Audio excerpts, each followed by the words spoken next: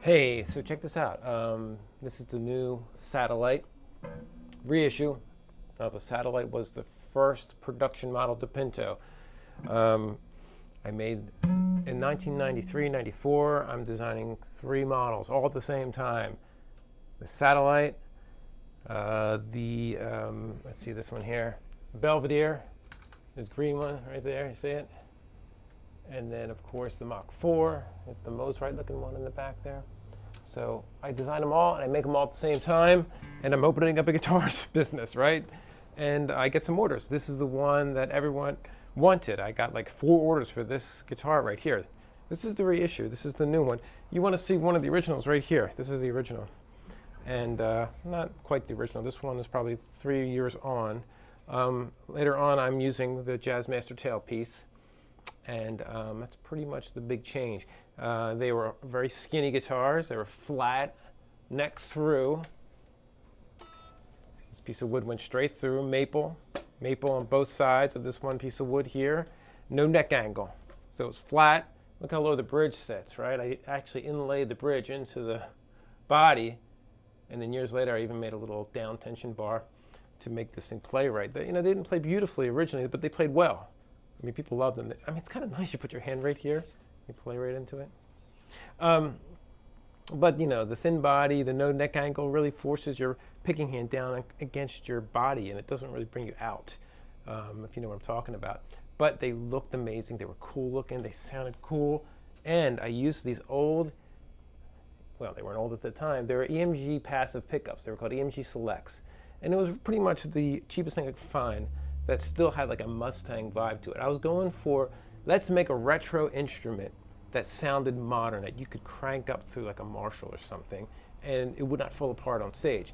There were people like me trying to play Kents and Tascos and Hagstroms on stage through big heavy amps, trying to get a modern sound with an old weird look. And I wanted to solve that problem back then. And you had Kurt Cobain playing weird old Univox. You had Thurston with weird old guitars, and I wanted to, make weird old guitars that worked on stage. Years later, the Galaxy is really the one that takes over because this was too hard for the factory to produce. There was too many parts, the inlay was crazy, and I just simplified the guitar into a 4 pickup guitar, which was also, I love the 4 pickup instruments at the time, and 4 switches. You're used to seeing the Galaxies. Well, there's one back there somewhere. Okay, so years later, here is the Satellite. It's back in action. It's got the cool triangular inlays with the side of it still coming through, so you can look down and see what fret you're on. That's how the originals were made, even this one, right through the side. It's a bolts-on neck, and it's a thicker body, and you have neck angle now, so the bridge can sit up higher. No down tension bar necessary. This one here I loaded up with some old vintage discontinued EMG Select pickups. Now they're cool. You might say it's Select. They were stupid. They were the cheap ones. I saw one of these broken one time. You can't take these apart. These are sealed shut.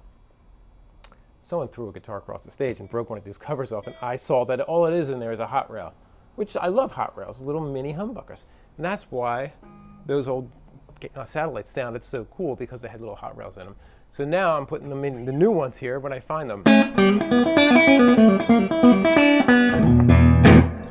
It's got that big sound. Now, I can do it the other way too. Here is a Satellite with DiPinto pickups in. So if you like the original DiPinto sound, you might want to just get a single coil, sparkly, bright sound.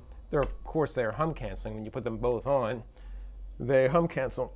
These are both quiet pickups because they're humbuckers, right? And we're going to put some gain on this Marshall DSL I have here. Let's give it a shot.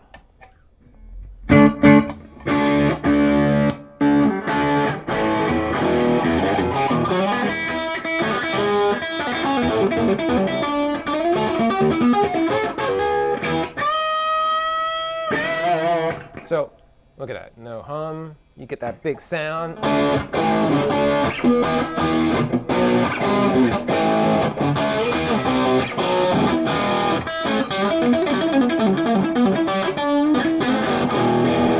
pretty cool, right? Neck pickup.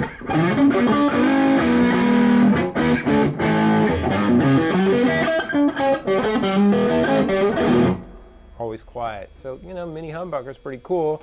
Looks like an old Mustang pickup. That was my whole idea. I wanted to fool the eye. I wanted to fool what you were seeing and what you were hearing, so it would flip you out even more. I wanted to go on stage with an instrument that was like, what's this guy doing with this goofy thing? What do you think he's good? And then you hit the chord and people are like, oh my God. And I'm still doing that to this day. I'm still trying to come up with something that's interesting and wild, but works. So this is a stutter switch here, right? And it's a good one. I'm not using cheap stuff that falls apart on you, that gets loose. It's tight.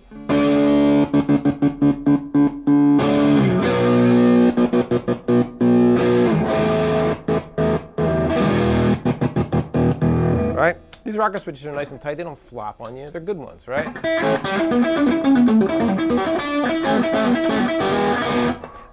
They stick up a little bit, so if you're the type that like strums through, you may hit them. I make a flatter one too. Here's the flatter one. We can always just change the switch. It's up to you. See that? Flat switch there. This one here, sticking up, kind of pointing. Listen, some people don't strum that low. It's fine. It all has to do with your style. So these are neat looking, right? The rectangular switch is pretty cool. So, you know, you can always have me change it.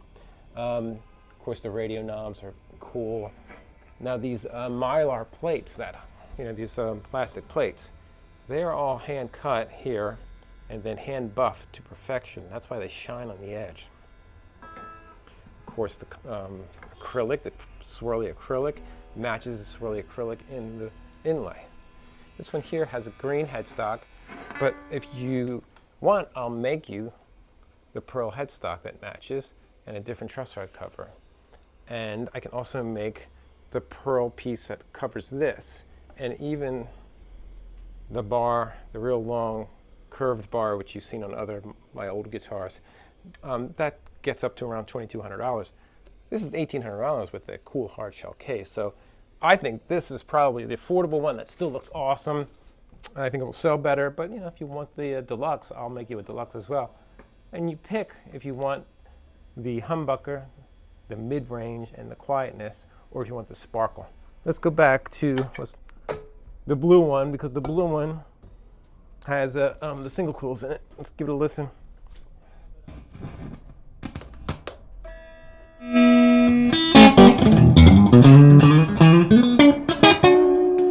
So there you go. There's a single coil, right? This is the bridge pickup one.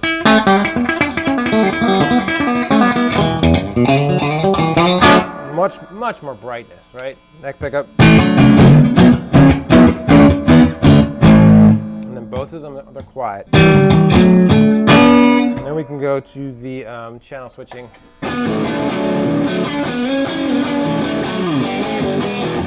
Quiet because you got them both on, but if you want a bridge pickup, you're going to get that buzz, right? Same with the neck. Put them both on and things are quiet. But it's that clean sparkle that if you play clean a lot, you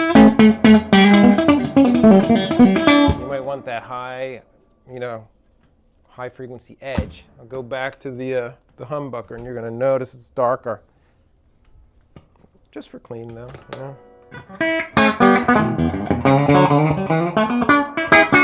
So not as much. But you hit this.